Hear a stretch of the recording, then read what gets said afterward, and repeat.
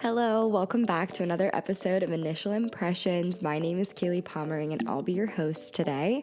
If you are new here, this is a podcast dedicated to helping you feel more at peace. And I do that not by encouraging you to ignore the world around you, but instead challenge the way that you're actively thinking about it, the way you're perceiving things, the belief systems you have about the way this world functions, and your role in it. Because honestly, a lot of our beliefs were not chosen by us. They were given to us when we were young. And I love to shake things up, challenge things, take off some of the cobwebs so you can really look at yourself and who you want to be and just learn how to elevate to that next level version of yourself. That's what this whole podcast is for. I don't want there to be any walls that you think you cannot overcome, any emotions that you cannot come to balance and control over. I want you to have more control over the way you're experiencing your reality, so that way you are feeling more happy and at peace more of the time. So today's episode, we're going to be talking about the effects of stress and gratitude on the physical body. Because honestly, I think people seriously underestimate how much stress is affecting their health and their quality of life. Stress activates viruses that have been dormant in your genome, literally will activate them. All of a sudden you're sick. It affects your immune system. It puts you in this state of chronic flight or fight mode, and our bodies are not supposed to be in that state of being. It is bad for our health. It affects us over time. I read some research studies. If you didn't know this, I used to be a biomedical sciences major. I wanted to be a doctor. I really wanted to be a surgeon. So I got a little bit of that like sciencey, nerd, logical side to me, even though I have a lot of this like woo manifestation energy too. There's a balance, there's a method to the madness, there's a reason why I think the way that I do, and I actually typically look at things like this, like mental health, mindfulness, your emotions, from a very logical standpoint. So in my brain, if stress makes you less healthy and helps to facilitate more stress, and that decreases your productivity, the way that you're feeling, your sleep, your digestive health, literally just makes you less of a functioning being, then I want to do everything in my power to reduce the effects of stress on my body and therefore the experience of stress in my life. So if that makes sense to you, you resonate with that, then keep watching, keep listening with me, because we're going to talk about what all stress is doing to your body, because you might think that you're just doomed, that you're just this unhealthy individual and there's no hope for you, but there is. And you will be amazed to find out how much of your body is affected by the endorphins and hormones that are released and the emotional response of stress and gratitude on the body. So I'm going to be referring to some notes today. If you see me with some notes, don't make fun of me. I need my notes so I can be accurate. All right. Also, ignore my allergies. They're unhinged in the spring. Okay, so let's talk about stress a little bit. There's something important to note. There's short-term stress and long-term stress. One of the research studies I was reading was talking about this, and I was like, wow, that's a really good point. Short-term stress is very helpful. If you think about even just like how when you touch a stove, that short-term stress response on your body is really good for it. It reduces inflammation, protects us against, different illnesses or germs, and it really helps to just combat, inflame, protect your body. That is useful. So short-term stress can be productive. And I also like to think about this with any negative emotion. Any negative emotion is teaching you something about yourself, about your priorities, about what you want to be experiencing in your day-to-day life. And it's something to be acknowledged and heard, because your emotions are trying to tell you something. And when you ignore them, you perpetuate whatever cycle it is that is causing you to experience those emotions. So peel back the layers, ask yourself, why am I in a chronic state of feeling this way? What is this maybe telling me about, do I enjoy my job? Do I enjoy this? Is this something I should be actively keeping in my life? Give your emotions some validation, give them some airtime, and really consider them. Short-term stress on the body is useful. It's protective. It's what we needed, okay? Think back in time when we were less civilized. You needed that fight or flight mode to protect yourself. So without that, we would not have survived. Like, that is what we needed to be healthy individuals, to fight off diseases. And that's still something that we need to this day. Now, this is where things become a problem. Stress on the body, whether it's psychological or physical, has the same effect on the immunoresponse of your body. So when I say immune response, what I'm talking about is cells, proteins, organs, and tissues that work together to provide protection against bodily disease and damage. So your immune system is triggered by stress, physical or non-physical. Psychological still triggers the stress response. So if your brain is saying, okay, something is wrong, you're stressed, it sends the fight or flight impulse, even if it's about something like you're gonna be late to work today, or your presentation's coming up in front of a bunch of really important people, whatever it may be, that is stress. And it's releasing this response in your body that's like, something is wrong, send out all the inflammation stuff, like, let's get things protected. But that is not the state of being that your body is meant to be in chronically. When I say chronic, I mean days to years. So if you spend days on days on days, that's chronic. If it's most days out of the week, that's chronic. That's repetitive. A repetitive state of stress on the body causes a lot of things. I'm going to start listing them off, not to stress you out, but just so that way, hopefully in the end brings you a little bit of peace, because you're like, okay, maybe this is from stress, not because I'm broken. Insomnia, which, oh my goodness, this one alone, if this is all stress caused on the body, it would still be so hard on you, because a lack of sleep disrupts everything. It disrupts so many things in your body. Your digestive health, your irritability, your ability to focus, which can put you in dangerous situations or can perpetuate stress because you have brain fog, you can't think clearly, you're not making the best decisions. Insomnia is a problem. It causes a lot of health issues. Now, stress can also cause chronic stress, high blood pressure, heart disease, strokes, eating disorders, diabetes. It lowers your immunity because it suppresses protective immune responses. Here's a couple of quotes. Psychological stress affects organisms in a manner similar to the effects of chronological aging. It goes on to say that chronological aging combined with chronic stress together accelerates immunological aging. So let me reword that for you. Basically, the effects of stress on your immune system are similar to the effects of aging on your immune system. So think about how the older someone becomes, the less prepared your body is to fight off diseases, physical elements, anything, injuries. Your body becomes less able to fight off certain things. And chronological stress does that to your immune system too. So you are aging your immune system by living in a state of chronic stress. Now, I'm not trying to blame you, because most of us are not aware of our emotional state most of the time. Like, honestly, I would say 6 years ago, it wasn't going through my head, how am I feeling today? How have I been feeling this week? How has my job been making me feel? I did not think about things in that way. Most of us are unaware of how stressed we actually are. It's actually really sad. I feel like a lot of us are on fire and we don't even know it.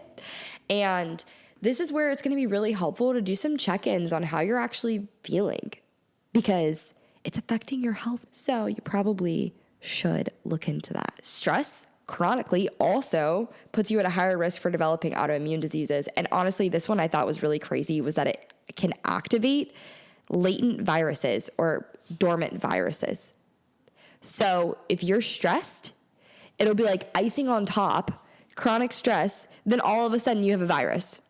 Boo, that's lame. We don't want to be experiencing that. So this is my response to stress and all of its negative effects on the body. Gratitude. When you're grateful, it helps the body. It reduces cortisol. Actually, studies show gratitude reduces cortisol, which is an inflammatory response. It's helpful for short-term stress, but chronically is a big cause of I just listed on the last page. It reduces that stress response and the release of cortisol by 23% from gratitude. Like, I am grateful for the food that I'm eating, the solarium that I'm recording in, the equipment that I have to use. I literally feel my endorphins raising. Like, just from that alone, it just triggered a response in my body. Like, wow, that is really beautiful, these things that I have access to. 23%. So you can improve your health today by being grateful. Try it. Studies show grateful people feel healthier too. They report less aches and pains in their body in their day-to-day life. And that is not just psychological, not real, whatever. Because of the endorphins that are released when you experience gratitude, endorphins such as oxytocin, dopamine, serotonin, which you can consider natural opioids that are associated with pain relief.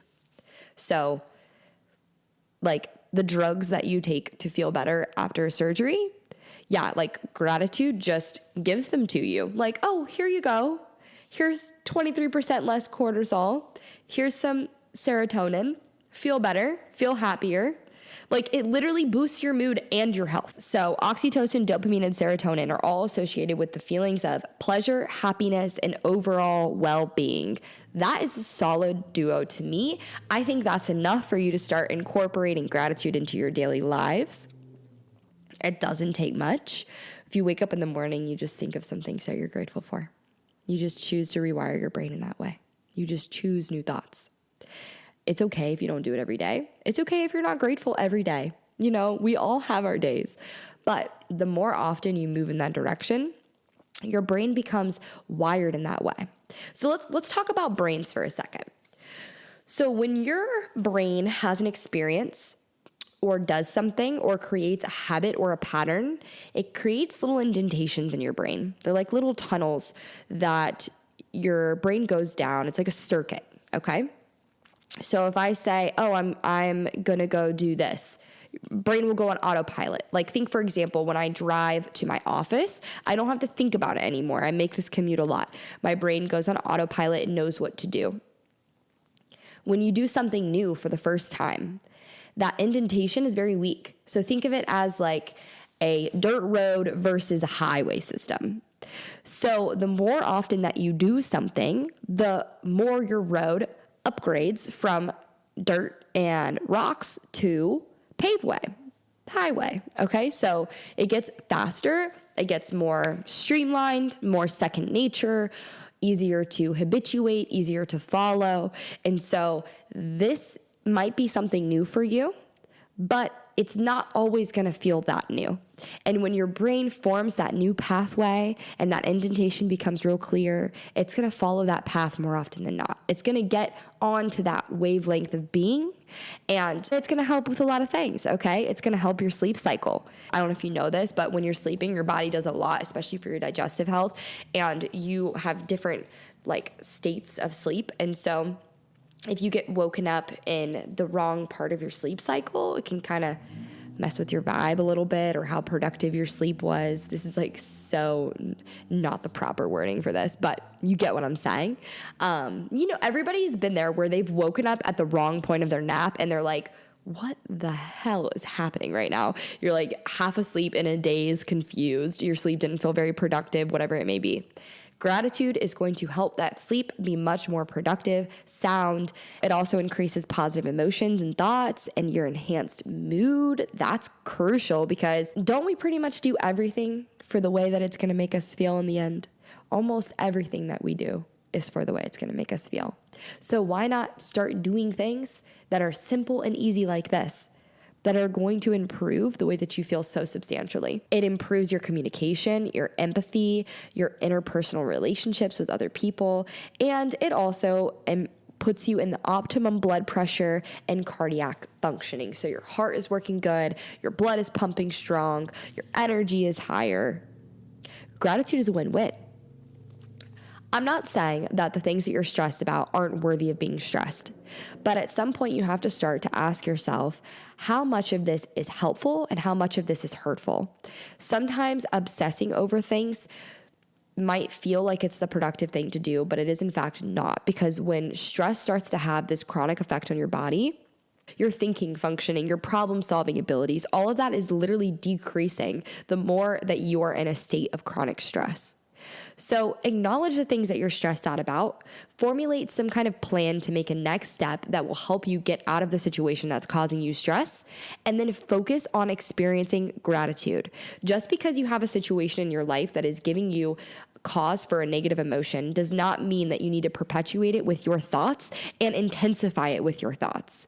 You can see that situation, and then you can step back and have a bird's eye view for a second and also see all the beautiful things that are going on in your life. And I'm not saying to do that because that's just, keeping your head in the clouds, not just because it makes you feel better mentally, but because it's going to make you more productive. It's going to make you a better human. It's going to make you a nicer person. It's going to help you to solve the problems that you are wanting to solve. So why not equip yourself the best way possible, strengthen your mind, your body in one of the easiest ways, through gratitude. Man, these springtime allergies are no joke. But it's fine. We're fine. I'm so happy that spring is here. I'm so grateful that the flowers are blooming and that earth is green right now. I love that for us here in Cincinnati, Ohio. The weather has been so much nicer, so I'm grateful for that. I want you to spend time this week intentionally in gratitude. When this podcast ends, I want you to take a moment and be in silence. Turn off the music. Be still for a minute. If you're driving, just turn down your volume for a moment and look around you at the vastness of the world that we live in. The advances in technology and sciences, the architecture of the world around you, the nature that is around us constantly, the birds chirping, the green grass, the flowers blooming. If there is any beauty around you that you can find, and I am so sure that there is, look for it. See it. Romanticize your life for a moment, because it's literally going to heal your body. Be grateful. Think of these things that you are grateful for. List them off. Come up with at least 5. Just 5 things. And watch your mood improve before you. And continue doing this, even when it's not something that you really feel like doing. Reach for things to be grateful for that you can feel viscerally in your body.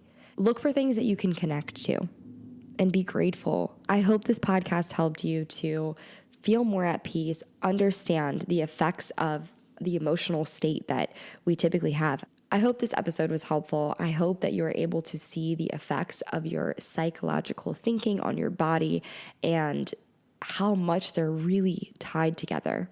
I want to equip you to feel your best, to show up as the best version of yourself, to experience life in a better way. We are here once. And I don't know, maybe some people believe that we're here more than once, but you're here now. There is this moment. How are you going to feel in this moment? What are you going to make out of this second? Are you going to waste it stressing about something that you can't control? Or are you going to celebrate it by being grateful for whatever blessing is right in front of your face? Thank you again for listening to another episode of Initial Impressions. I am so grateful for every single person that downloads and listens, for every single one of you that like and share.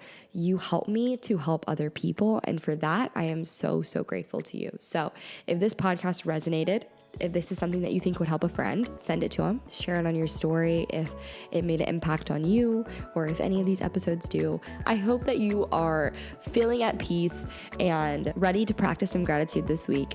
Thank you again for tuning in, and have a blessed day.